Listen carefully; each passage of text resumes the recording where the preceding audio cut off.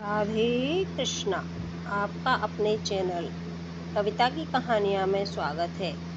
तो आइए आज सुनते हैं अपन संतोषी माता शुक्रवार की व्रत कथा। एक बुढ़िया थी, उसके 7 बेटे थे। 6 कमाने वाले थे, एक निकम्मा था। बुढ़िया माँ 6 बेटों की रसोई बनाती, भोजन कराती और खुद झूठन बचती वह 7वें को दे देती। परंतु वह बड़ा भोला वाला था, मन में कुछ विचार नहीं करता था। एक दिन वह बहू से बोला, देखो मेरी माँ को मुझ पर कितना प्रेम है। वह बोली, क्यों नहीं, सबका झूठा बचा हुआ जो तुमको खिलाती है। वह बोला, ऐसा नहीं हो सकता, जब मैं आंखों से देख न लूं तब तक नहीं मान सकता। बहू ने हंसकर कहा, देख लोगे तब तो मानोगे। कुछ दिन बाद त्योहार आया। घर में 7 प्रकार के भोजन और चूरमे के लड्डू बने। वह जांचने को सिर दुखने का बहाना कर पतला वस्त्र सिर पर ओढ़े रसोई में सो गया। वह कपड़े में से सब देखता रहा। 6 भाई भोजन करने आए। उसके बाद माँ ने उनके लिए सुंदर आसन बिछा, नाना प्रकार की रसोई परोसी और आग्रह करके उन्हें जमाया। वह देखता रहा। 6 भोजन करके उठे, तब माँ ने उनकी झूठी थालियों में से लड्डुओं के टुकड़े उठाकर एक लड्डू बनाया। जूठन साफ कर बुढ़िया माँ ने उसे पुकारा, बेटा 6 भाई भोजन कर गए, अब तू ही बाकी है, उठ तू कब खाएगा। वह कहने लगा, माँ मुझे भोजन नहीं करना, मैं अब परदेश जा रहा हूँ। माँ ने कहा, कल जाता हो तो आज चला जा। वह बोला, आज ही जा रहा हूँ। यह कहकर वह घर से निकल गया। चलते समय स्त्री की याद आई। वह गौशाला में कंडे थाप रही थी। वह वहां जाकर बोला, हम जावें परदेश, आवेंगे कुछ काल, तुम रहियो संतोष से, धर्म आपनो पाल। वह बोली, जाओ पिया आनंद से, हमरो सोच हटाए, राम भरोसे हम रहें, ईश्वर तुम्हें सहाय। दो निशानी आपनी देख धरूं मैं धीर, सुधि मत हमरी बिसारियो, रखियो मन गंभीर। वह बोला, मेरे पास तो कुछ नहीं है, यह अंगूठी है, सो ले ले और अपनी कुछ निशानी मुझे दे दे। वह बोली, मेरे पास क्या है, यह गोबर भरा हाथ है। यह कहकर उसकी पीठ पर गोबर के हाथ की थाप मार दी। वह चल दिया। चलते चलते दूर देश पहुंचा। वहां एक साहूकार की दुकान थी। वहां जाकर कहने लगा, भाई मुझे नौकरी पर रख लो। साहूकार को जरूरत थी। बोला, रह जा। लड़के ने पूछा, तनख्वाह क्या दोगे। साहूकार ने कहा, काम देखकर दाम मिलेंगे। साहूकार की नौकरी मिली। वह सुबह 7 बजे से 10 बजे तक की नौकरी बजाने लगा। कुछ दिनों में दुकान का सारा लेन देन, हिसाब किताब, ग्राहकों को माल बेचना, सारा काम करने लगा। साहूकार के 7-8 नौकर थे, वे सब चक्कर खाने लगे। यह तो बहुत होशियार बन गया। सेठ ने भी काम देखा और 3 महीने में ही उसे आधे मुनाफे का हिस्सेदार बना लिया। वह कुछ वर्ष में ही नामी सेठ बन गया और मालिक सारा कारोबार उसे छोड़कर चला गया। अब बहू पर क्या बीती सो सुनो। सास ससुर उसे दुख देने लगे। सारी गृहस्थी का काम करा के उसे लकड़ी लेने जंगल में भेजते। इस बीच घर के आटे से जो भूसी निकलती, उसकी रोटी बनाकर रख दी जाती और फूटे नारियल की नारेली में पानी। इस तरह दिन बीतते रहे। एक दिन वह लकड़ी लेने जा रही थी। रास्ते में बहुत सी स्त्रियां संतोषी माता का व्रत करती दिखाई दी। वह वहां खड़ी होकर कथा सुनने लगी और पूछा, बहनों तुम किस देवता का व्रत करती हो और उसके करने से क्या फल मिलता है। इस व्रत को करने की विधि क्या है। यदि तुम अपने इस व्रत का विधान मुझे समझा कर कहोगी तो मैं तुम्हारा बड़ा एहसान मानूंगी। तब उनमें से एक स्त्री बोली, सुनो, यह संतोषी माता का व्रत है। इसे करने से निर्धनता दरिद्रता का नाश होता है, लक्ष्मी आती है, मन की चिंताएं दूर होती हैं, घर में सुख होने से मन प्रसन्नता को और शांति को मिलती है, निपुति को पुत्र मिलता है, प्रीतम बाहर गया हो तो शीघ्र घर आ जाता है। कमानी कन्याओं को मनपसंद वर मिलता है। राजद्वारे में बहुत दिनों से मुकदमा चल रहा हो तो खत्म हो जाता है। कलह कलेश की निवृत्ति हो, सुख शांति हो जाती है। घर में धन जमा हो, पैसा जायदाद का लोभ हो, रोग दूर हो जाता है तथा और जो कुछ मन में कामना हो सो सब संतोषी माता की कृपा से पूरी हो जाती है। इसमें संदेह नहीं है। वह पूछने लगी, यह व्रत कैसे किया जाए, यह भी बताओ तो बड़ी कृपा होगी। वह कहने लगी, सवा आने का गुड़ चना लेना, इच्छा हो तो 5.25 आने का लेना या 1.25 का भी सहूलियत के अनुसार लेना। फिर बिना परेशानी और श्रद्धा व प्रेम से जितना भी बन पड़े सवाया लेना। प्रत्येक शुक्रवार को निराहार रहकर कथा सुनना। इसके बीच क्रम टूटे नहीं, लगातार नियम का पालन करना। सुनने वाला कोई ना मिले तो घी का दिया जलाकर उसके आगे जल का पात्र को सामने रखकर कथा कहना, परंतु नियम नहीं टूटना चाहिए। जब कार्य सिद्ध न हो नियम का पालन करना और कार्य सिद्ध हो जाने पर व्रत का उद्यापन कर देना। 3 मास में माता फल पूरा कर देती हैं। यदि किसी के ग्रह खोटे भी हों तो भी माता वर्ष भर में कार्य सिद्ध कर देती हैं। फल सिद्ध होने पर उद्यापन करना चाहिए, बीच में नहीं। उद्यापन में 2.5 सेर आटे का खाजा तथा इसी परिमाण से खीर तथा चने का साग करना। 8 लड़कों को भोजन कराना। जहाँ तक मिले देवर जेठ भाई बंधु के हों, ना मिले तो रिश्तेदारों और पास पड़ोसियों को बुलाना, उन्हें भोजन करा यथाशक्ति दक्षिणा दे देना। माता का नियम पूरा करना। उस दिन घर में खटाई नहीं खानी चाहिए। यह सुनकर बुढ़िया के लड़के की बहू चल दी।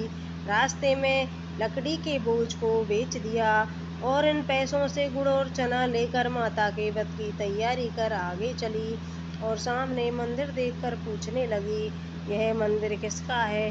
सब कहने लगे, संतोषी माता का मंदिर है। यह सुनकर माता के मंदिर में जाकर चरणों में लूटने लगी, दीन हूँ विनती करने लगी, माँ मैं निपट अज्ञानी हूँ, व्रत के नियम कुछ भी नहीं जानती, मैं दुखी हूँ। हे माता जगत जननी मेरा दुख दूर कर, मैं तेरी शरण में हूँ। माता को दया आ गई। एक शुक्रवार बीता कि दूसरे को उसके पति का पत्र आया और तीसरा शुक्रवार को उसका भेजा हुआ पैसा आ पहुंचा। यह देखकर जेठानी जेठ मुंह सिकोड़ने लगे, इतने दिनों में इतना पैसा आया, इसमें क्या बड़ाई। लड़के ताने देने लगे, काकी के पास पत्र आने लगे, रुपया आने लगा, अब तो काकी की खातिर बढ़ेगी, अब तो काकी बोलने से भी नहीं बोलेगी। बेचारी सरलता से कहती, भैया कागज आवे रुपया आवे, हम सबके लिए अच्छा है। ऐसा कहकर आंखों में आंसू भरकर संतोषी माता के मंदिर में मातेश्वरी के चरणों में गिरकर रोने लगी। माँ मैंने तुमसे पैसा कब मांगा है, मुझे पैसे से क्या काम है, मुझे तो अपने सुहाग से काम है, मैं तो अपने स्वामी के दर्शन मांगती हूँ। तब माता ने प्रसन्न होकर कहा, जा बेटी तेरा स्वामी आवेगा।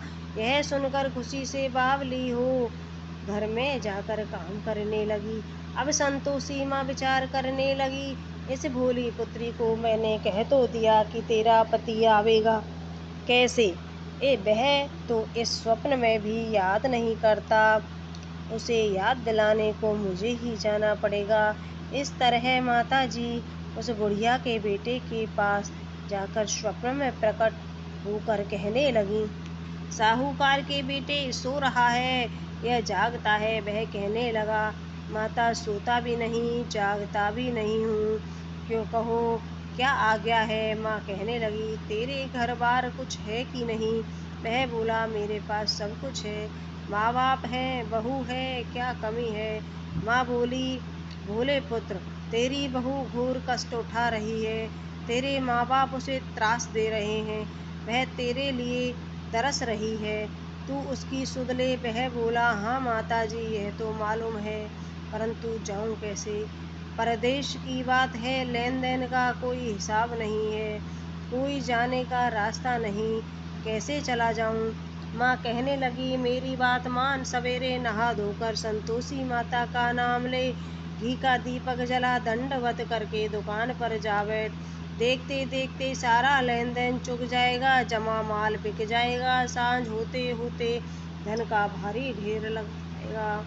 अब सवेरे जल्दी उठकर भाई बंधुओं से सपने की सारी बात कहता है। वे सब उसकी अनसुनी कर दिल लगी उड़ाने लगे। कभी सपने भी सच होते हैं। एक बूढ़ा बोला, देख भाई मेरी बात मान, इस प्रकार झूठ साँच करने के बदले देवता ने जैसा कहा है वैसा ही करने में तेरा क्या जाता है। अब बूढ़े की बात मानकर वह नहा धोकर संतोषी माता को दंडवत घी का दीपक जलाकर दुकान पर जा बैठता है।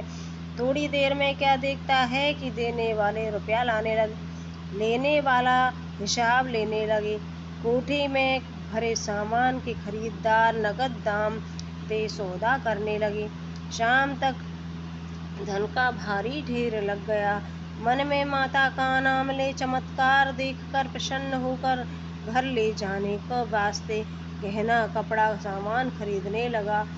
यहाँ काम से निपट कर तुरंत घर को रवाना हुआ। बहू बेचारी जंगल में लकड़ी लेने जाती है। लौटते वक्त माताजी के मंदिर में विश्राम करती है। वह तो उसके प्रतिदिन रुकने का जो स्थान ठहरा। धूल उड़ती देख वह माताजी से पूछती है, हे माता, यह धूल कैसे उड़ रही है। माता कहती है, हे पुत्री, तेरा पति आ रहा है। अब तू ऐसा कर, लकड़ियों के 3 बोझ बना ले। एक नदी के किनारे रख, दूसरा मेरे मंदिर पर, व तीसरा अपने सिर पर रख। तेरे पति को लकड़ियों का गट्ठर देख मोह पैदा होगा, वह यहाँ रुकेगा, नाश्ता पानी खाकर माँ से मिलने जाएगा। तब तू लकड़ियों का बोझ उठाकर जाना और चौक में गट्ठर डालकर जोर से आवाज लगाना, लो सासू जी लकड़ियों का गट्ठर लो, भूसी की रोटी दो, नारियल के खेपड़े में पानी दो, आज मेहमान कौन आया है। बहुत अच्छा, माताजी से कहकर वह प्रसन्न मन से लकड़ियों के 3 गट्ठर ले आई। एक नदी के किनारे और एक माताजी के मंदिर पर रखा। इतने में मुसाफिर आ पहुंचा। सूखी लकड़ी देखकर उसकी इच्छा उत्पन्न हुई कि हम यहीं पर विश्राम करें और भोजन बनाकर खा पी कर गाँव जाएं। इसी तरह रुककर भोजन बना, विश्राम करके गांव गया, सबसे प्रेम से मिला। उसी समय सिर पर लकड़ी का गट्ठर लिए वह उतावली सी आती है। लकड़ियों का भारी बोझ आंगन में डालकर जोर से 3 आवाज देती है, लो सासू जी लकड़ियों का गट्ठर लो, भूसी की रोटी दो, आज मेहमान कौन आया है। यह सुनकर उसकी सास बाहर आकर अपने दिए हुए कष्टों को भुलाने हेतु कहती है, बहू ऐसा क्यों कहती है, तेरा मालिक ही तो आया है। आ बैठ, मीठा भात खा, भोजन कर, कपड़े गहने पहन। उसकी आवाज सुन उसका पति बाहर आता है। अंगूठी देखकर व्याकुल हो जाता है। माँ से पूछता है, माँ यह कौन है। माँ कहती है, बेटा यह तेरी बहू है। आज 12 वर्ष हो गए जब से तू गया है, तब से सारे गांव में जानवर की तरह भटकती फिरती है। घर का काम काज कुछ नहीं करती, 4 पहर आकर खा जाती है। अब तुझे देख भूसी की रोटी और नारियल के खोपरे में पानी मांगती है। वह लज्जित होकर बोला, ठीक है माँ, मैंने इसे भी देखा और तुम्हें भी देखा है। अब दूसरी घर की ताली दो, उसमें रहूँगा। अब माँ बोली, ठीक है बेटा, जैसी तेरी मर्जी हो सो कर। यह कहकर ताली का गुच्छा पटक दिया। उसने ताली लेकर दूसरे मकान की तीसरी मंजिल का कमरा खोलकर सारा सामान जमाया। एक दिन में राजा के महल जैसे ठाट बाट बन गया। अब क्या था, बहू सुख भोगने लगी। इतने में शुक्रवार आया। उसने अपने पति से कहा, मुझे संतोषी माता के व्रत का उद्यापन करना है। उसका पति बोला, अच्छा, खुशी से कर लो। वह उद्यापन की तैयारी करने लगी। जेठानी के लड़कों को भोजन के लिए कहने गई। उन्होंने मंजूर किया, परंतु पीछे से जेठानी ने अपने बच्चों को सिखाया, देखो रे, भोजन के समय सब लोग खटाई मांगना, जिससे उसका उद्यापन पूरा न हो। लड़के जीमने आए, खीर खाना पेट भर खाया, परंतु बाद में खाते खाते कहने लगे, हमें खटाई दो, खीर खाना हमको नहीं भाता, देखकर अरुचि होती है। वह कहने लगे, भाई खटाई किसी को नहीं दी जाएगी, यह संतोषी माता का प्रसाद है। लड़के उठ खड़े हुए, बोले, पैसा लाओ। बोली बहू कुछ जानती नहीं थी, उन्हें पैसे दे दिए। लड़के उसी समय हट करके इमली की खटाई ले खाने लगे। यह देखकर बहू पर माताजी ने कोप किया। राजा के दूत उसके पति को पकड़कर ले गए। जेठ जेठानी मनमाने वचन कहने लगे, लूट लूट कर धन इकट्ठा कर लाया, अब सब मालूम पड़ जाएगा जब जेल की मार खाएगा। बहू से यह वचन सहन नहीं हुए, रोती हुई माताजी के मंदिर में गई। कहने लगी, हे माता, तुमने क्या किया? हंसाकर अब भक्तों को रुलाने लगी। माता बोली, बेटी, तूने उद्यापन करके मेरा व्रत भंग कर दिया, इतनी जल्दी सब बातें भुला दी। वह कहने लगी, माता, भूलती तो नहीं, न कुछ अपराध किया है, मैंने तो भूल से लड़कों को पैसे दे दिए थे, मुझे क्षमा करो, मैं फिर तुम्हारा उद्यापन करूंगी। माँ बोली, अब भूल मत करना। वह कहती है, अब भूल नहीं होगी, अब बतलाओ वे कैसे आवेंगे? माँ बोली, जा पुत्री, तेरा पति तुझे रास्ते में आता मिलेगा। वह निकली, राह में पति आता मिला। वह पूछती है, तुम कहाँ गए थे? वह कहने लगा, इतना धन जो कमाया है उसका टैक्स राजा ने मांगा था, वह भरने गया था। वह प्रसन्न होकर बोली, भला हुआ, अब घर को चलो। घर गए। कुछ दिन बाद फिर शुक्रवार आया। वह बोली, मुझे फिर माता का उद्यापन करना है। पति ने कहा, करो। बहू फिर जेठ के लड़कों को भोजन के लिए कहने गई। जेठानी ने एक दो बातें सुनाई और सब लड़कों को सिखाने लगी, तुम सब लोग पहले ही खटाई मांगना।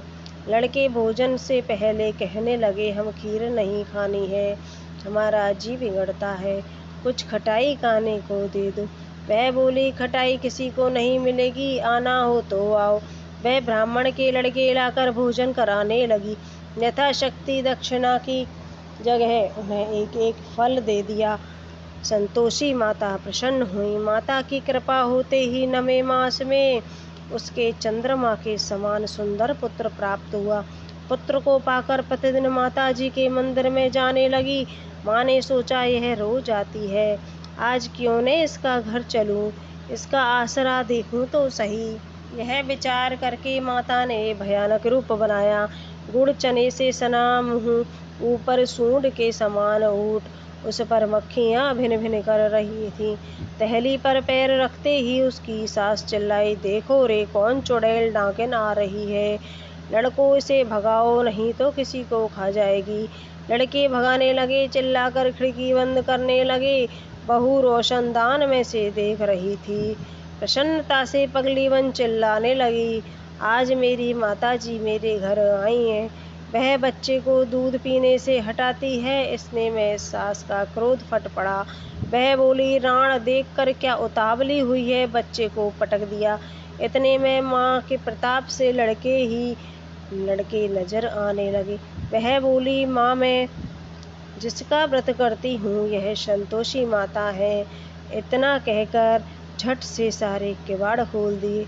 सबने माताजी के चरण पकड़ लिए और विनती कर कहने लगे, हे माता, हम मूर्ख हैं, अज्ञानी हैं, तुम्हारे व्रत की विधि हम नहीं जानते, व्रत भंग करके हमने बड़ा अपराध किया है, जग माता आप हमारा अपराध क्षमा करो। इस प्रकार माता प्रसन्न हुई। बहू को प्रसन्न हो, जैसा फल दिया था वैसा माता सबको दे, जो पढ़े उसका मनोरथ पूर्ण हो। बोलिए संतोषी माता की जय। श्री संतोषी महामाया गजानंदम दायनी शुक्रवार प्रिय देवी नारायणी नमोस्तुते। अगर आपको मेरी शुक्रवार की संतोषी माता की कहानी पसंद आई है तो कृपया चैनल को लाइक और सब्सक्राइब करें।